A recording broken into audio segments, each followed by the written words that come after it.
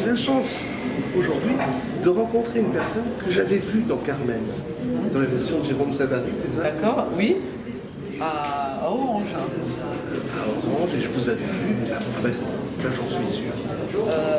Bastille, mais c'était pas Jérôme Savary. C'était pas Jérôme Savary. Donc j'ai vu tellement de versions de Carmen, et bon, vous êtes éblouissante à chaque fois. Votre voix est superbe. Je ne vous ai pas présenté, mais présentons Béatrice Uria Monson, qui est la Carmen par excellence.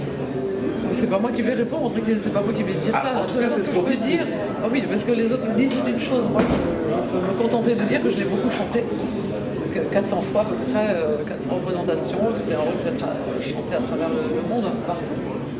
Et que j'ai toujours plaisir à retrouver, surtout dans un lieu comme celui-ci, au Stade de France, qui va être un événement particulier.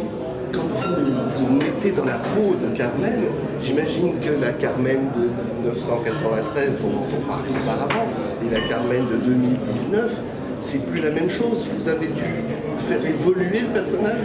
Oui, j'ai fait évoluer le personnage parce que j'ai rencontré des metteurs en scène, des partenaires qui ont nourri ma réflexion, qui ont nourri mon émotion, et donc forcément moi-même j'ai beaucoup évolué, ne serait-ce qu'en tant que femme et vocalement également, donc tout ça fait que en 30 ans, bien sûr, le personnage a aussi évolué. Vous l'interprétez cette fois aux côtés de Roberto Alagna et d'Alexandra Clozac.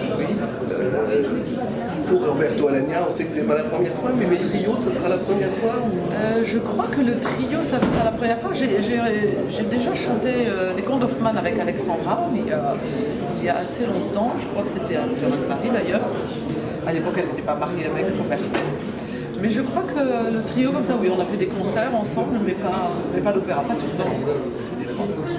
Ce Stade de France, ça représente quoi pour vous? Eh bien, écoutez, ça représente un lieu dont je ne suis pas complètement familière. Je dois avouer que je ne suis allée qu'une fois voir un match de rugby. Mais on sait ce qu'il représente pour Paris, pour la France, ce lieu où les gens aiment se retrouver pour des manifestations particulières, grandioses, festives. Et je crois qu'avec ce Carmen, c'est ce que l'on va essayer de faire. Et peut-être qu'il y aura parmi le public, qui est peut-être plus familier que moi avec cet endroit, de découvrir l'opéra. Que ça leur donnera envie d'aller dans une salle plus restreinte par la suite. Je ne sais pas, on va voir. Pour vous, quel est le plus beau Carmen que vous ayez interprété? Oui, c'est très compliqué. C'est très compliqué. J'ai beaucoup aimé le premier Carmen, mais j'ai beaucoup aimé le dernier que j'ai fait avec Roberto d'ailleurs, qui était la production de Calixto Bieito. C'est trop dur de répondre à cette question.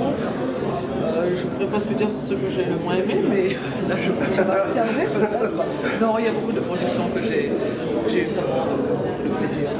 Mais en tout cas là, il y a une équipe que j'aime particulièrement, que ce soit avec Roberto, Alexandra ou alors Charles qui va faire la mise en scène et Katia du flow et du costume. Je crois que c'est essentiel dans un endroit si particulier d'être en confiance et de savoir que déjà au niveau de l'équipe ça va fonctionner. Il y a un noyau dur qui va être très présent avec la même énergie, la même envie de vivre un moment joyeux, heureux, professionnel bien sûr. Et je crois qu'on a tous les ingrédients pour ça.